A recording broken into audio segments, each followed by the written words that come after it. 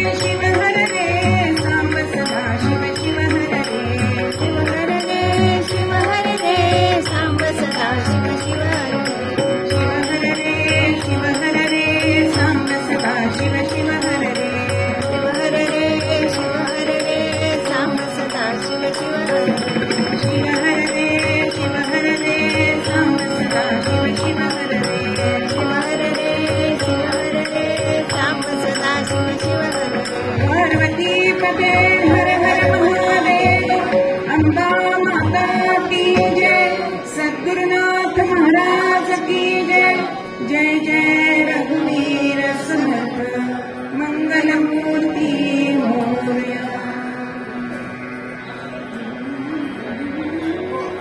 शिवपद कमली भुवना, शिवपद कमली भुवना, शिवपद कमली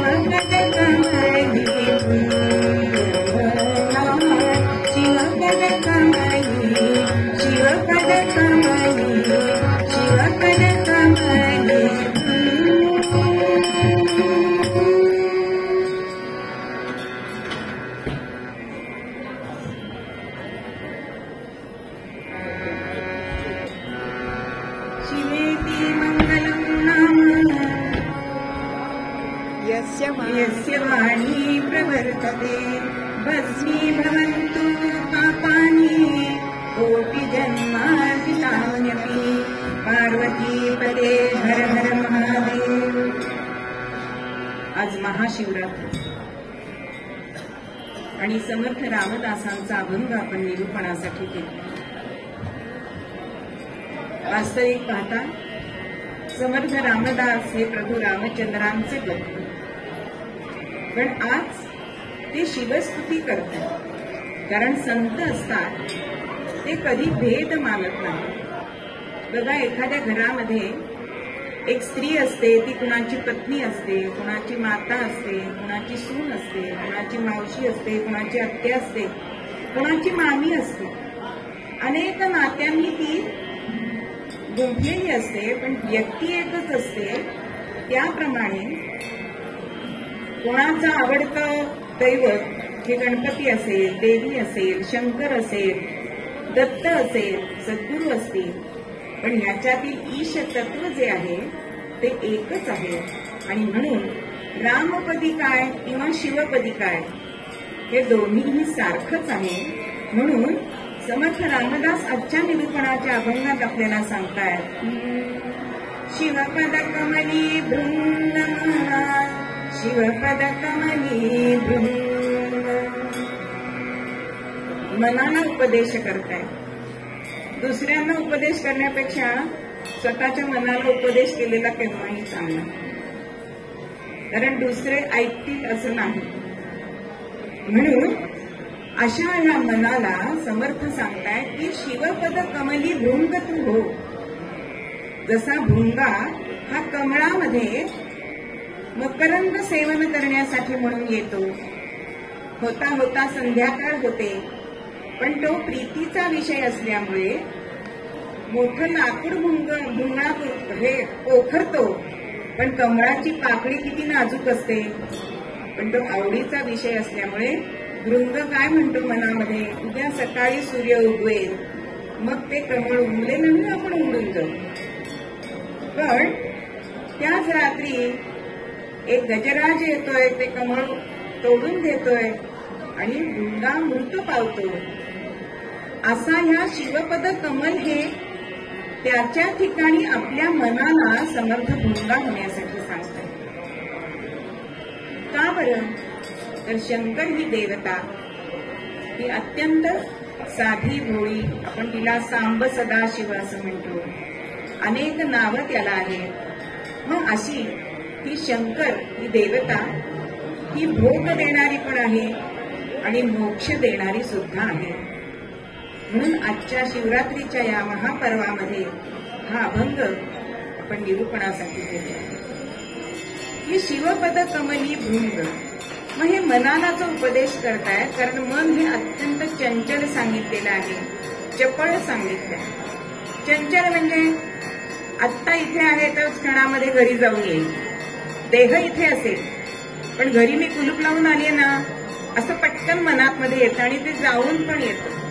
ते जाऊन येतं त्याला चपळ म्हणतात आणि एका विचारातून दुसऱ्या विचारावर जाणं त्याला चंचल असं म्हणतात. म्हणून बाबा गर्दे एका ठिकाणी असं म्हणतात, हे मन चंचल मोठे मोठे, हे मन चंचल मोठे, नकळे याचा अंतरची कोठे, नकळे याचा अंतरची कोठे, हे मन चंचल मोठे मोठे, हे मन चंचल मोठे.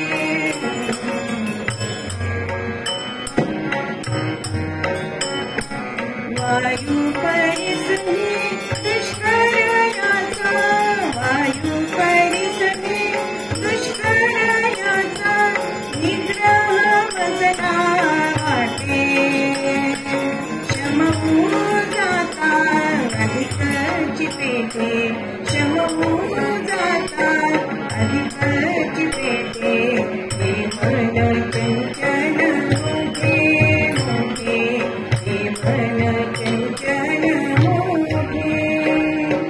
असं हे चंचल असणारं मन वाऱ्यापेक्षा सुद्धा त्याची गती मोठी आहे आणि त्याला आपण दाबायचा प्रयत्न केला की ते अजूनच उखाळून घेतो. असा हा मनाकडे दोष आहे. मग जसा माणसामध्ये गुण दोष असतात तसे मनामध्ये सुद्धा गुण आणि दोष आहेत. पण मनामध्ये चंचलता चपळता हा दोष आहे, तर त्याच्यामध्ये असा एक गुण आहे की ज्याच्या ठिकाणी ते रत होतं आणि त्याला एकदा का त्याची गोडी लागली की ते तिथून हलत नाही. म्हणून अशा या चंचल मनाला तुम्ही शिवपद कमलाचीच गोडी लावा, कारण शंकर ही देवता शंकरोती ती शंकर हा असं म्हटलंय. म्हणजे कल्याण करणारी अशी ही देवता आहे. मग शंकराचं महात्म्य आपल्याला सगळ्यांनाच माहिती आहे, पण आपण हे पुन्हा पुन्हा गायन का करायचं? कारण चांगल्या गोष्टी मनावर पुन्हा पुन्हा कराव्या लागतात. वाईट गोष्टी सहज मन समजून घेतं, नवे नवे तिकडे जातं सुद्धा धावत. म्हणून त्या परवाच्या काळाने त्या गोष्टी पुन्हा पुन्हा आपण ऐकायच्या असतात. अशी ही शंकर देवता ही अतिशय भोळी आहे. आपल्याला आपण बघितलं तर सगळे लवकर प्रसन्न होणारी म्हणून तिला आशुतोष असं सुद्धा नाव दिलेलं आहे, नाव पडलंय. म्हणजे एकदा भस्मासूर नावाचा राक्षस आणि त्याला शंकराच्या पूजेसाठी दररोज भस्म लागत असते आणि मग शंकरांची उपासना केली आहे, शंकरांना प्रसन्न करून घेतलंय. शंकर प्रसन्न झाल्यावर म्हणाले काय तुला हवंय? तेव्हा त्यांनी काय वर मागितला की मी ज्याच्या मस्तकावर हात ठेवीन त्याचं भस्म होऊ दे, म्हणजे मला पूजेच्या वेळी ते भस्म ताबडतोब मिळेल. शंकर तथास्तु म्हणाले, अंतर्धान पावले आणि अत्यंत आनंदामध्ये आपल्याला वरदान मिळालंय म्हणून हा भस्मासूर जातोय आणि भेटले नारद मुनी. अहो आता हा म्हणतोय की आता आपल्याला हा वर मिळालाय त्याची प्रचिती घ्यायला पाहिजे ना. मग आता नारदांच्याच मस्तकावर हात ठेवले. पण नारद आमचे कसे हो?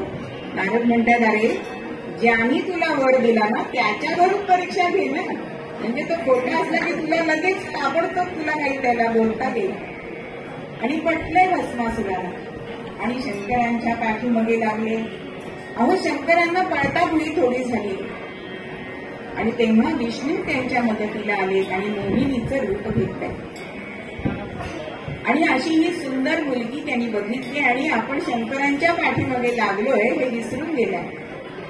तिच्याशी व्रत व्हावं अशी इच्छा मनात झाली म्हणून माझ्याशी लग्न करशील का असं सुद्धा तिला विचारलं.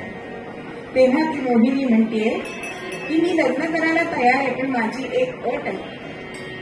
जो माझ्या बरोबर नृत्य करेल आणि मला नृत्यामध्ये जो हरवेल त्याच्याशी मी विवाह करणार आहे असा मी फोन केलेला आहे. भस्मासूर तयार होतो आणि मग झालं. जशी ती मोहिनी पदन्यास करते, हस्तमुद्रा करते, त्याप्रमाणे हा भस्मासूर सुद्धा नृत्य करायला लागले. आणि होता होता नृत्य करता करता त्या मोहिनीने आपल्याच मस्तकावर हात ठेवलाय आणि तशीच कृती करताना भस्मासुराने स्वतःच्याच मस्तकावर हात ठेवलाय आणि भस्म होऊन गेला. म्हणजे शंकर भगवान हे भोळे आहेत, जे भक्त मागतात ना ते देतात. असा हे शंकर भगवान असल्यामुळेच त्यांची पूजन जर आपण केलं तर आपल्याला लवकर जे आपल्या इप्सित आहे ते मिळतं. म्हणून अनेक शंकराची व्रत सांगितलेली आहे की पहिलं मोठं व्रत म्हणजे 16 सोमवार. आमच्या एका मामींनी एक छोटस पद केलंय, ध्रुवपद म्हणते. शंभू महादेवाला करू वंदन त्रिवार, शंभू महादेवाला करू वंदन त्रिवार, व्रतामध्ये व्रताचे 16 सोमवार, व्रतामध्ये व्रताचे 16 सोमवार, शंभू महादेवाला करू वंदन त्रिवार, शंभू महादेवाला करू वंदन त्रिवार, व्रतामध्ये व्रताचे 16 सोमवार, व्रतामध्ये व्रताचे 16 सोमवार. असं हे शंभू महादेवाचं 16 सोमवाराचं व्रत. त्याशिवाय श्रावण महिन्यामध्ये महिला करतात की शिवामूठ आहे, फसकीचं व्रत आहे, अशी अनेक व्रत, महाशिवरात्रीचं व्रत आहे, प्रदोष करतात, अशी शंकराची अनेक व्रत आहेत आणि ही व्रत करून तो आपल्याला चटकन प्रसन्न होतो. मग प्रत्येक प्रसंगावरनं सुद्धा शंभू महादेवाला नावं पडलेली आहेत. आज असं सांगितलं जातं की समुद्र मंथनाच्या वेळी जे हलाहल बाहेर पडलं ते हलाहल घ्यायचं कुणी, कारण देव अमृत घ्यायला तयार होते पण हलाहल घ्यायला कोणीच तयार नाही. मग आता ही सृष्टी वाचणार कशी म्हणून सगळेजण शंकरांचा धावा करतात आणि ते हलाहल भगवान शंकर प्राशन करतायत.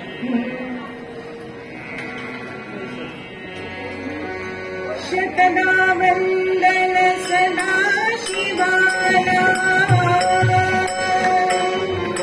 शतदा वंदन सदा शिवाला, त्यागुणामृत विष जो प्याला, त्यागुणामृत विष जो प्याला, भस्म विलेपित त्याग सागरा, भस्म विलेपित त्याग सागरा, नव पार कराया शिवा स्मरा, नव पार कराया शिवा स्मरा. सांब सदा शिव, सांब सदा शिव, सांब सदा शिव, सांब सदा शिव, सांब सदा शिव, सांब सदा शिव, सांब सदा शिव, सांब सदा शिव, सांब सदा शिव. शंकर भगवानांनी ते हलाहल प्राशन केलंय पण ते कंठामध्येच राहिलं. का बरं? का खाली उतरू शकलं नाही? तर त्यांच्या हृदयामध्ये प्रभू श्रीरामचंद्र होते आणि म्हणून ते विष खालीही जाऊ शकेना आणि वर पण येऊ शकेना, कारण मुखामध्ये श्रीराम जय राम जय जय राम, श्रीराम जय राम जय जय राम असा रामनामाचा जप होता. म्हणून ते विष फक्त त्यांच्या कंठामध्येच राहिलाय आणि त्यांचा कंठ हा निळा झाला म्हणून त्यांना नीलकंठ असं नाव पडलं. अशी ही शंकर देवता प वर्ग रचिता सुद्धा आहे बरं का. सध्या सगळी आपली मुलं मराठीमध्ये न जाता इंग्लिश मीडियम मध्ये जातात, पण मराठी वर्णमाला जी आहे त्याच्यामध्ये क ख ग घ प फ ब भ असे वर्ण आहेत. तर ही प वर्ग रचिता आहे. कशी? पार्वती फणिवालेंदू भस्म मंदाकिनी युता प वर्ग रचिता मूर्ती अपवर्ग प्रदायिनी. भगवान शंकर महाराज की जय. प वर्ग, प म्हणजे पिनाक पाणी ज्याने पिनाक धनुष्य घेतलेलं आहे. प फ फणींद्र म्हणजे नागोबा त्याच्या कंठामध्ये असतो. बालेंदू म्हणजे चंद्रकोर, द्वितीयेची चंद्रकोर त्यांनी मस्तकावर धारण केलेली आहे. भ म्हणजे भस्म आणि म म्हणजे मंदाकिनी म्हणजे गंगा मस्तकावर धारण केली. अशा हा शिवशंकराची मूर्ती आहे. आज आपण सुद्धा सगळे प वर्ग रचिता आहोत बरं का. कसे? प म्हणजे पगार, प फ म्हणजे खंड, ब म्हणजे बोनस, म म्हणजे भ म्हणजे भत्ता आणि म म्हणजे महागाई भत्ता. पण प वर्ग रचिता शंकर मूर्ती जी आहे ती मात्र अपवर्ग प्रदायिनी म्हणजे अपवर्ग म्हणजे मोक्ष देणारी अशी ही शंकरांची मूर्ती आहे. मग अशा या शंकरांना तुम्ही अनन्य होऊन भजायचे. ही अनन्यता कशी असावी? तर एक राजा होता आणि प्राचीन असं देवालय होतं. त्या देवालयात तो नित्याप्रमाणे दररोज आपल्या सगळं पंचामृती पूजा सगळे लवाजमा घेऊन हत्तीवरनं पूजा साहित्य घेऊन त्या शिवालयामध्ये शिवपूजन करण्यासाठी जात असे. आणि त्याची पूजा झाली की त्याच जंगलामध्ये एक राहणारा भिल्ल होता. तो भिल्ल सुद्धा या शिवशंकरांची पूजा मनापासून करत असे. होता होता एक तप झालं. दोघांचं शिवपूजन चालू आहे. शंकर पार्वती यांचा संवाद चाललाय. पार्वती शंकरांना म्हणतेय की भगवान तुमचा खरा भक्त हा राजा वाटतो नाही का? किती तुमचे सगळे षोडशोपचारी पूजा करतो. तेव्हा फक्त भगवान शंकर हसतात. तुला खरा भक्त बघायचा आहे ना माझा? मग आपण त्यांची परीक्षाच घेऊया. आणि म्हणून एक दिवस भगवान शंकर जेव्हा तो राजा पूजेसाठी निघतो सगळा लवाजमा घेऊन, तेव्हा परीक्षा भगवंत घेतो ना ती एकदम मोठीच घेतो बरं का. की खरा भक्त परीक्षेत उतरतोय की नाही, युनिट टेस्ट वगैरे काही घेत नाही. तर भगवान शंकरांच्या पूजनासाठी हा राजा निघालाय आणि मध्यात आलाय. आणि भगवान शंकरांनी काय लीला केली आहे? नभमेघाने आक्रमिले, नभमेघाने आक्रमिले तारांगण सर्व हिराकुनी गेले, तारांगण सर्व हिराकुनी गेले. नभमेघाने आक्रमिले, नभमेघाने आक्रमिले. अहो कडकड कडकड विजा चमकायला लागली. ढगांचा गडगडाट सुरू झाला आणि मुसळधार पाऊस सुरू झाला. आणि सगळं साहित्य घेऊन निघालेला राजा म्हणतो एवढ्या घनघोर पावसामध्ये आपण शिवपूजन कसं करायला जायचं? मागे फिरा. सगळे आपल्या लवाजमाला आज्ञा देतोय की आज आपण शिवपूजन करायचं नाही. नित्याप्रमाणे हा भिल्ल सुद्धा पूजन करायला गेलाय. आणि जी परीक्षा राजाची घेतलीये तशीच भिल्लाची घेतली. बरं पुन्हा तशीच परिस्थिती निर्माण केली. घनघोर पाऊस पडायला लागलाय. विजांचा कडकडाट ढगांचा गडगडाट व्हायला लागलाय. पण राजा कसा परत गेला तसा हा भिल्ल मात्र परत गेला नाही. बरं उलट तो चपळ गतीने मंदिराकडे जायला लागलाय. का बरं श्रोते हो? त्याच्या मनात आलं की हे शिवमंदिर जे आहे ते अति प्राचीन आहे. एवढ्या गडगडाटामध्ये जर त्याची भिंत कोसळली तर माझ्या भगवंताच्या अंगावर पडेल. म्हणून हा झटझट झटझट धावत धावत जातोय आणि पिंडीवरती ओंगा होतोय. की भिंत पडली तर माझ्या अंगावर पडेल, असा अनन्य भाव शंकर पार्वतीला म्हणतात. कळलं ना तुला माझा खरा भक्त कोण? मग तसंच जर आपण भगवान शंकरांना अनन्यतेने भजलं, शिवाला अनन्य हो भजा, शिवाला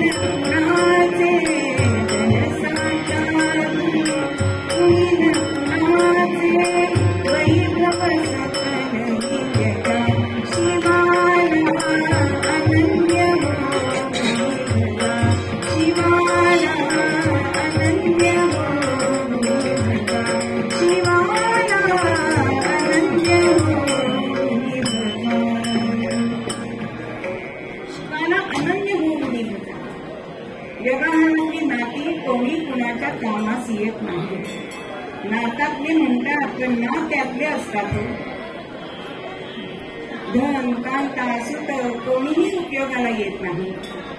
म्हणून शंकरांची भक्ती करताना किंवा कोणत्याही दैवताची भक्ती करताना प्रथम काय करावं, तर त्या दैवताला जे आवडतं ना ते आपण करावं. म्हणून पहिल्या चरणामध्ये समर्थ सांगतात की नमक चमक अभिषेक करावा. भगवंताला शंकरांना अभिषेक अत्यंत आवडतो, कारण त्यांच्या ठिकाणी ऊर्जा खूप आहे. म्हणून आपण शंकरांना प्रदक्षिणा घालताना सुद्धा अर्धी प्रदक्षिणा घालतो आणि पुन्हा उलट येऊन ती पूर्ण करतो, कारण तो दाह, ऊर्जेचा दाह आपल्याला सहन होणार नाही. मग शंकरांना काय आवडतं, तर अभिषेक आवडतो.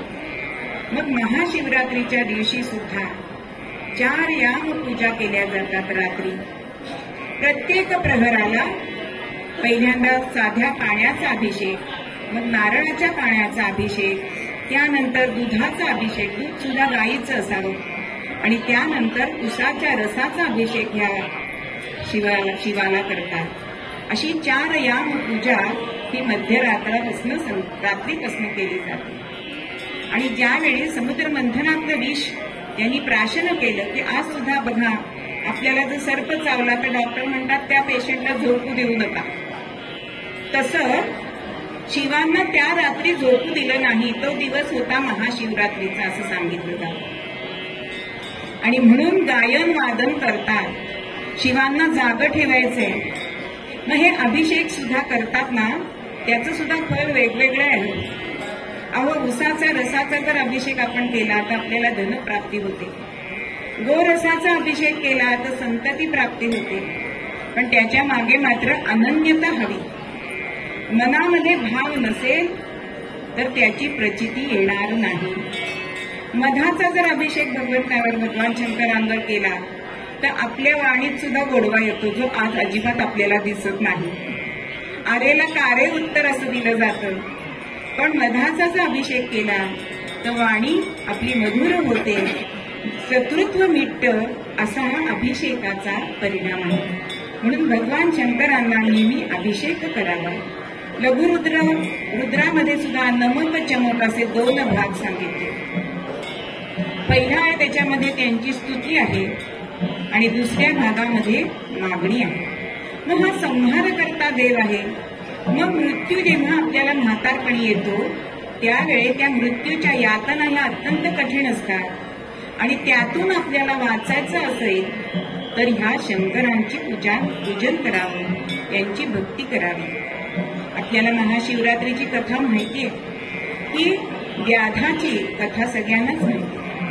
पण त्या व्याधाने मुद्दाम काही केलेलं होतं का? अहो झाडावर चढला ते बेलाचं झाड होतं, समोरनं आलेलं श्वापक दिसावं म्हणून पानं खुडून टाकले, राहिली नाहीये. तसं पण ती खुडलेली पानं शिवलिंगावर पडतायत.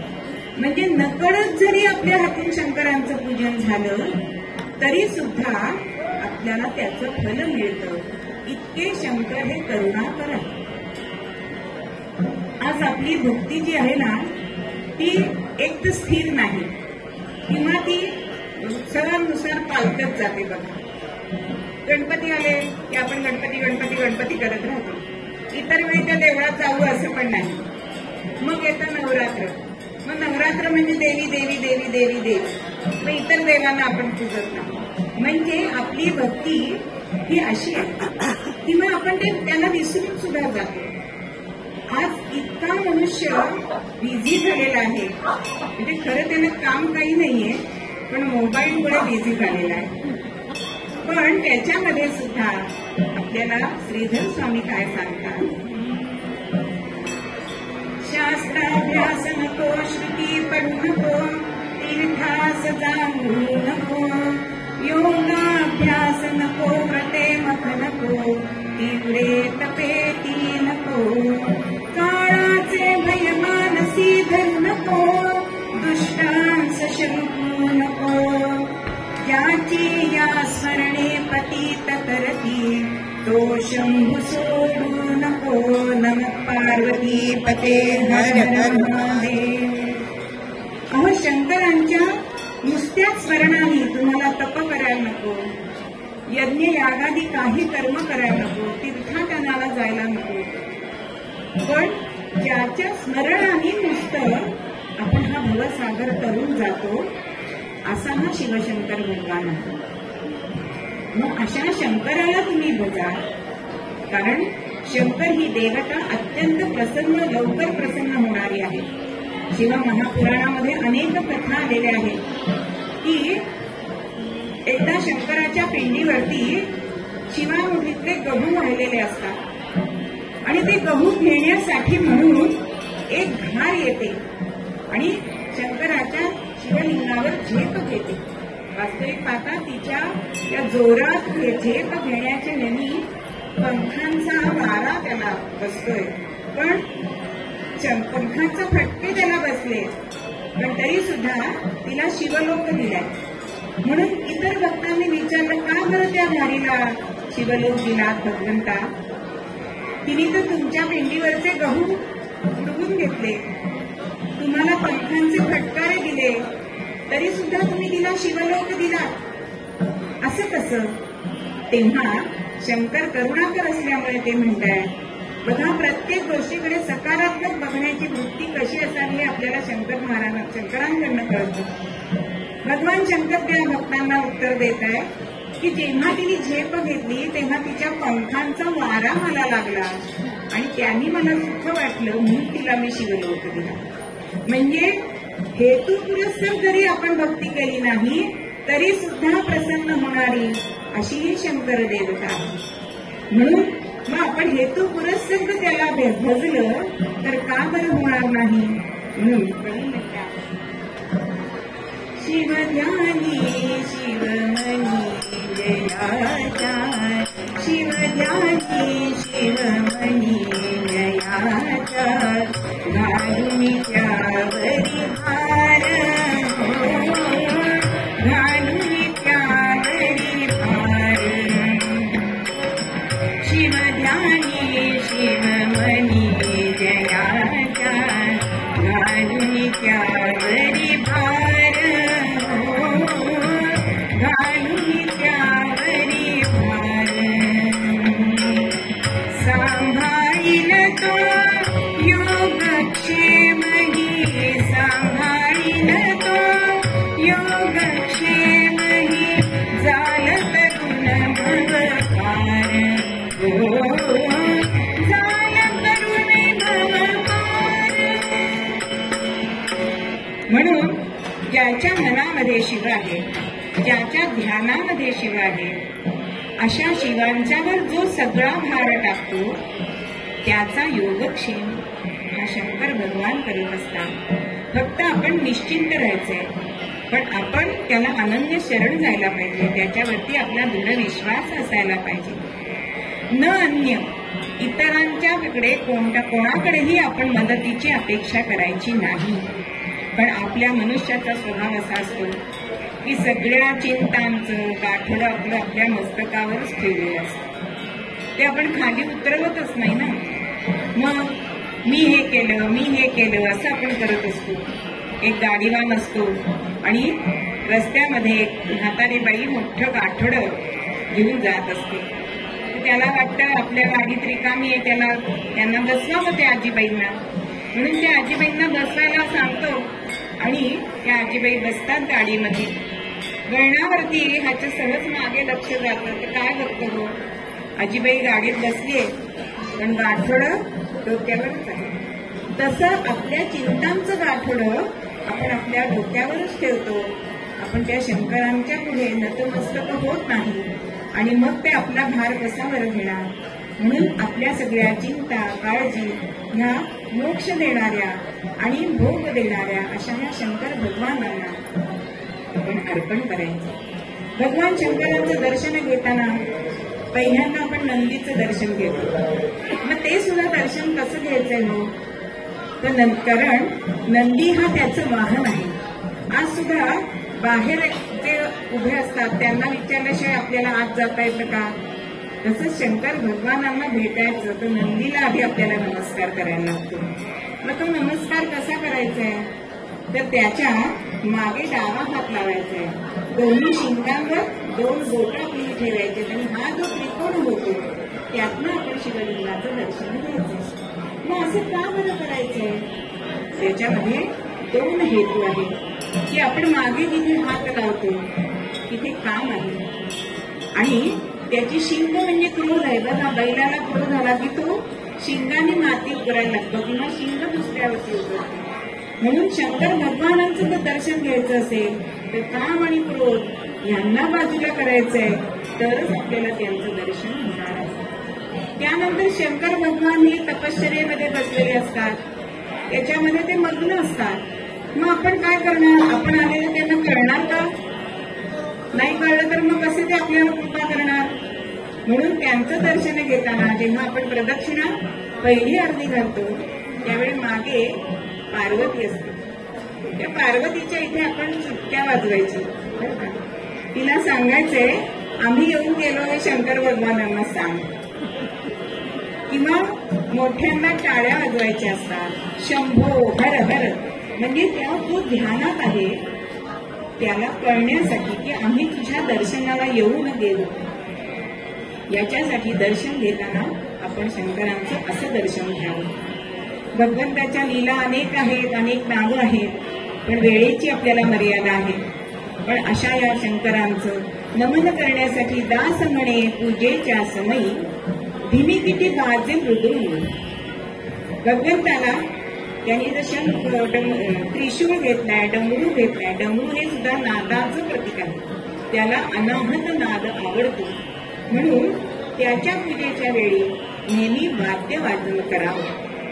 आणि हे सगळं कशाने करावं, तर संत संघामध्ये करावं, कारण संत संघामध्ये आपण राहिलं ना की आपली मती जी आहे, बुद्धी आहे ती स्थिर होते आणि संत नेहमीच भगवंताची पूजन करत असतात आणि त्यामुळे त्यांच्या सहवासात आपण राहिलो की आपण सुद्धा नकळत त्यांच्यासारखंच करायला जातो। म्हणून साधू संघामध्ये हे पूजन करावं आणि पूजा करताना सुद्धा अत्यंत लीनतेने अनन्यतेने करावं। असा हा शंकर ज्ञानगंगा त्याच्या मस्तकावर आहे असं सांगितलं जातं। आज आपल्याला ज्ञानाच्या क्षेत्रामध्ये गंगा ही धवल आहे, त्याची बैठक सुद्धा धवल आहे, पण आज ज्ञानाच्या क्षेत्रामध्ये आपल्याला धवलता दिसते का हो? खरे शिक्षक असतील इथे आहेत असं मला म्हणायचं नाही, मी एकंदर परिस्थिती सांगतेय की शाळेत न शिकवता आम्ही खाजगी क्लास घेतो, त्याच्यामध्ये तुम्ही शिकायला या असं सांगितलं जातं। पण ज्ञानाच्या कक्षामध्ये असं आपण करू नाही। शंकर भगवानांची धवलता हाच तर त्यांचा मुख्य गुण आहे। अशी ही भगवान शंकरांची पूजन आपण जर केलं तर आपल्या मनाला सुद्धा आनंद होतो आणि आपल्या मनाला त्या शिवपदकमली तुम्ही भृंग व्हा, असं जे समर्थ मूळ पद्यामध्ये सांगतात तेच आपण म्हणूया. शिवपद कमली भृंगमना, शिवपद कमली भृंगमना, शिवपद कमली भृंगमना, शिवपद कमली